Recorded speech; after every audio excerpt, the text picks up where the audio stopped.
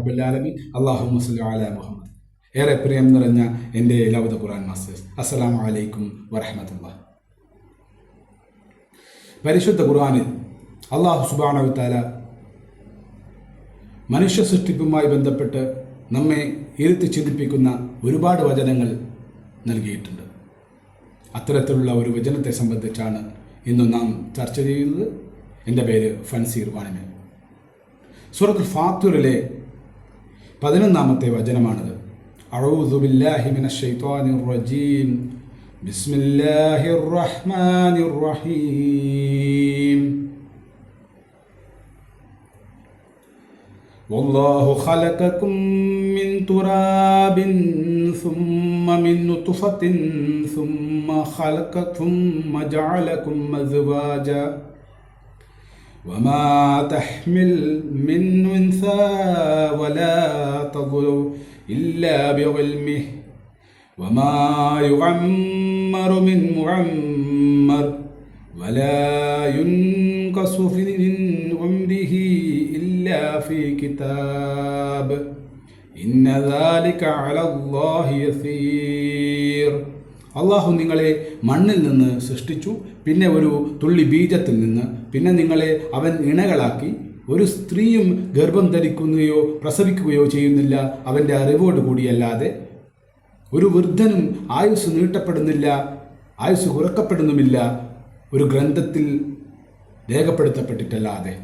തീർച്ചയായും ഇതെല്ലാം അല്ലാഹു സുബ്ഹാനഹു വ തആലയ്ക്ക് വളരെ എളുപ്പമുള്ള കാര്യമാണ്. ഈ ആയത്ത് നമ്മൾ വളരെ ആഴത്തിൽ പരിശോധിക്കുകയാണ് ഇവിടെ. ഒന്നാമതായി ഇതിൽ നിന്ന് പഠിക്കാനുള്ളത് മനുഷ്യ സൃഷ്ടിപ്പ് മണ്ണിൽ നിന്നാണ് എന്നുള്ള സത്യമാണ്. സഹോദരങ്ങളെ, നമുക്കെല്ലാം അറിയാവുന്നതുപോലെ നമ്മളെല്ലാം ഒരു കാലത്ത് മണ്ണായിരുന്നു എന്നുള്ളത് ചിന്തിക്കുക. നാസയുടെ ഗവേഷണങ്ങൾ തെളിയിക്കുന്നത് മനുഷ്യ ശരീരത്തിലെ 96% മൂലകങ്ങളും, അഥവാ കാർബൺ, ഓക്സിജൻ, ഹൈഡ്രജൻ, നൈട്രജൻ മുതലായി ഏതാണ്ട് മുഴുവൻ കാര്യങ്ങളും തന്നെ ഭൂമിയിലെ മണ്ണിലും കാണപ്പെടുന്നുണ്ട് എന്നുള്ളതാണ്. നക്ഷത്രങ്ങളുടെ വിസ്ഫോടനത്തിലൂടെയാണ് ഈ മൂലകങ്ങൾ സൃഷ്ടിക്കപ്പെട്ടത് എന്നാണ് ശാസ്ത്രജ്ഞരുടെ പക്ഷം. നമ്മുടെ ശരീരത്തിലെ ഓരോ അണുവും ഒരു കാലത്ത് നക്ഷത്രങ്ങളിൽ നിന്ന് ഉണ്ടായതാണ് എന്ന് ഇതിൽ നിന്ന് നാം മനസ്സിലാക്കുന്നു. ഇത് തന്നെയാണ് പ്രവാചകൻ സല്ലല്ലാഹു അലൈഹി വസല്ലം ഒരു ഹദീസിൽ, സഹീഹ് ബുഖാരി റിപ്പോർട്ട് ചെയ്യുന്ന ഹദീസിൽ പഠിപ്പിക്കുന്നത്, അള്ളാഹു ആദം അലൈഹിസ്സലാമിനെ വിവിധ ഭൂമികളിൽ നിന്നെടുത്ത അല്ലെങ്കിൽ വിവിധ ഭാഗങ്ങളിൽ നിന്നെടുത്ത മണ്ണിൽ നിന്നാണ് സൃഷ്ടിച്ചത് എന്ന്. അതിനാലാണ് മനുഷ്യരിൽ വിവിധ നിറങ്ങളും സ്വഭാവങ്ങളും കാണപ്പെടുന്നത് എന്ന്. സുബ്ഹാനല്ലാഹ്. രണ്ടാമതായി, ഒരു തുള്ളി ബീജത്തിൽ നിന്ന് ജീവന്റെ അത്ഭുതകരമായ ആരംഭത്തെ സംബന്ധിച്ചാണ് സംസാരിക്കുന്നത്. ഇപ്പോൾ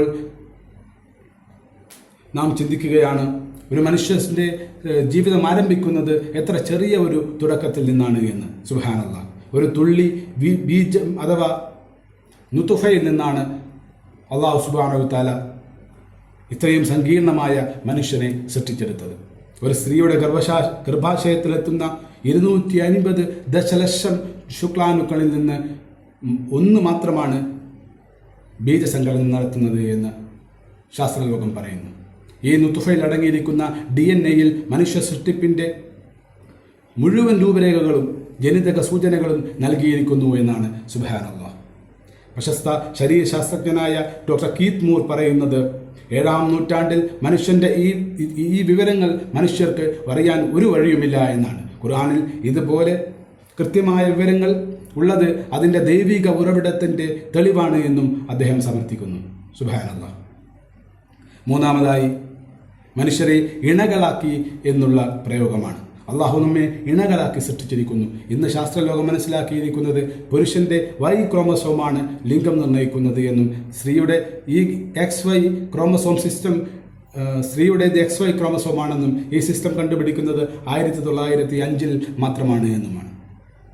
പക്ഷേ ഖുർആൻ ഈ ഇണകളാക്കിയിരിക്കുന്നു എന്ന പ്രയോഗം പലയിടങ്ങളിൽ പല ഘട്ടങ്ങളിൽ നമ്മളോട് സൂചിപ്പിച്ചതായി കാണാവുന്നതാണ്. പ്രവാചകൻ സല്ലല്ലാഹു അലൈഹി വസല്ലം ഒരു ഹദീസിൽ, ബുഖാരി റിപ്പോർട്ട് ചെയ്യുന്ന ഹദീസിൽ പഠിപ്പിക്കുന്നുണ്ട്, ഗർഭധാരണത്തിൻ്റെ 40-ാം നാൾ ഗർഭാശയത്തിൽ വെച്ച് ഒരു മലക്ക് അള്ളാഹുവിനോട് വിളിച്ച് ചോദിക്കും, ഇത് ആണാണോ പെണ്ണാണോ എന്ന്.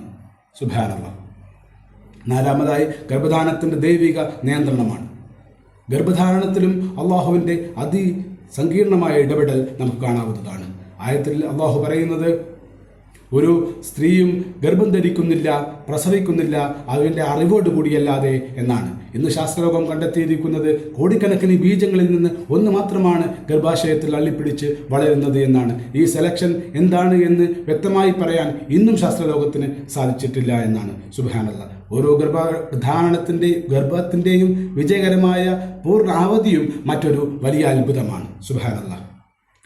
ആയുസ് ഒരു ഗ്രന്ഥത്തിൽ എന്നുള്ളതാണ്, ആയുസ് മുൻകൂട്ടി രേഖപ്പെടുത്തപ്പെട്ടിരിക്കുന്നു എന്നുള്ളതാണ് പിന്നീട് റബ്ബ് സുബ്ഹാനഹു വ തആല പറയുന്നത്. അവസാനമായി പറയുന്നു, ഒരു വൃദ്ധനും ആയുസ് നീട്ടപ്പെടുന്നില്ല, ആയുസ് കുറക്കപ്പെടുന്നുമില്ല ഒരു ഗ്രന്ഥത്തിൽ രേഖപ്പെടുത്തപ്പെട്ടിട്ടില്ലാതെ എന്ന്. ഇന്ന് ശാസ്ത്രം കണ്ടെത്തിയിരിക്കുന്ന DNA അറ്റങ്ങൾ അഥവാ ടെലോമിയറുകൾ ഓരോ കോശ വിഭജനം നടത്തുമ്പോഴും ചെറുതാവുകയും ഇത് ജരാനരകളെ നിർണ്ണയിക്കുകയും ചെയ്യുന്നു എന്നാണ്.